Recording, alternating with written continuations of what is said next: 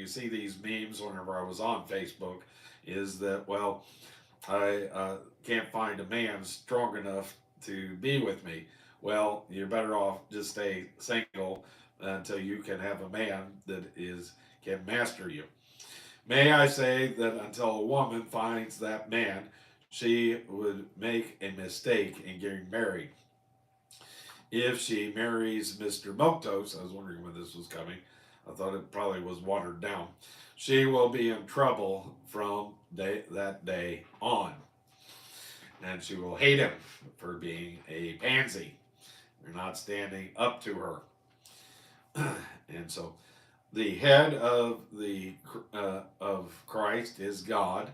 There is a great mystery here. Jesus said, "I and my Father are one." John chapter 10 and verse 3. But he also said, "For my Father is greater than I."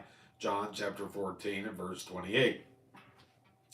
If the work in the work of redemption, he voluntarily took a lower place and was made lower than the angels. He walked a lowly path down here.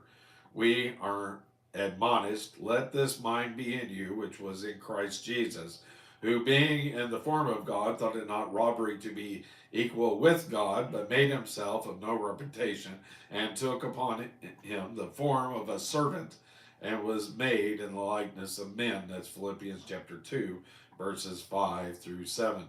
Now, Paul is going to apply this principle of leadership to the situation in Corinth. An unveiled woman in Corinth was a prostitute.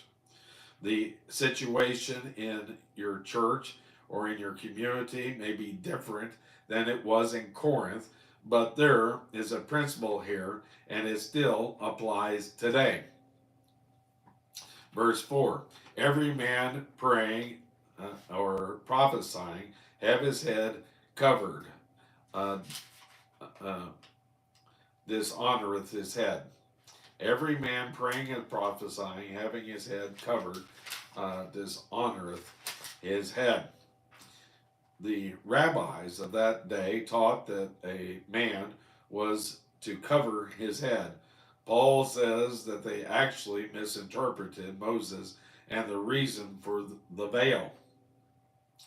And not as Moses, which put a veil over his face, that the children of Israel could not steadfastly look to the end of that which is abolished. 2 Corinthians chapter 3 and verse 13. This refers to an experience Moses had when he came down from the mountain where he had communed with God. When he first came down, the skin of his face shone, but after a while the glory began to disappear.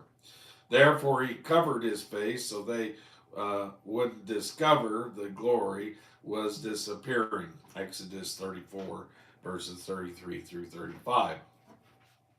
So the veil wasn't to so that people wouldn't see the. I always thought it was because he had this uncanny smile on his face because he had seen the glory of the Lord, and like a Joker face, and it would freak people out whenever they saw him. No, it was to hide the fact that he had lost that Shekinah glory off of his face, so they couldn't see that. It wasn't a glow anymore. Paul is saying to the men that they ought not to cover their heads. A man created in the image of God, who is in Christ by redemption, is to have his head uncovered as a symbol of dignity and of liberty. He is not to be covered when he prays and when he prophesies. I guess that's one of the things that you see in the Eastern Orthodox Church. We see men wearing a habit. When he is praying, he is not there not to. He is speaking of a man of God making intercession.